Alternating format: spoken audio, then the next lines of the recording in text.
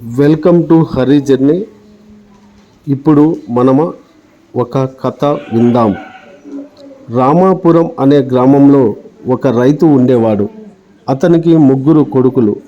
వారు చిన్నప్పుడు కలిసిమెలిసి పెరిగేవారు. కానీ పెద్దవాళ్ళయ్యే కొద్దీ వారిలో వారు కలహించుకోవడం మొదలుపెట్టారు. తండ్రి కలిసిమెలిసి ఉండమని వాళ్లకు ఎప్పుడూ చెప్తూ ఉండేవాడు. అయినా వాళ్ళల్లో మార్పు రాలేదు. వాళ్ళల్లో మార్పు రావడం ఎలా అని తండ్రి ఆలోచించాడు.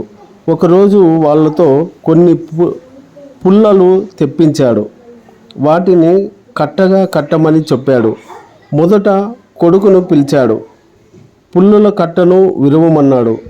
అతను విరవలేకపోయాడు. రెండవ కొడుకును పిలిచాడు.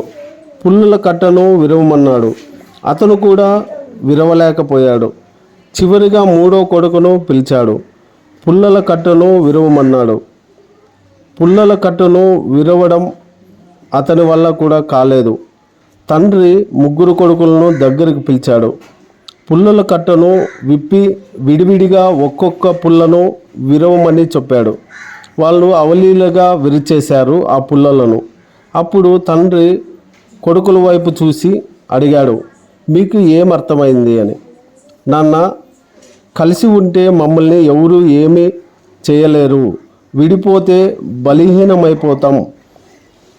నాన్న, ఇక కలిసి ఉంటాం, ఎప్పుడూ కలిసి జీవిస్తాం అన్నారు తండ్రితో కొడుకులు. తండ్రి సంతృప్తి చెందాడు. అంటే అందరూ ఐకమత్యంగా ఉంటే ఎటువంటి సమస్యలు ఉండవు.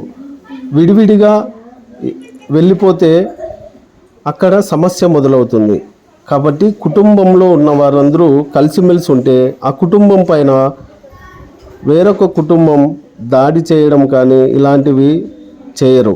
కావున ఐకమత్యంగా ఉండడం నేర్చుకోవాలని ఈ కథ సారాంశం.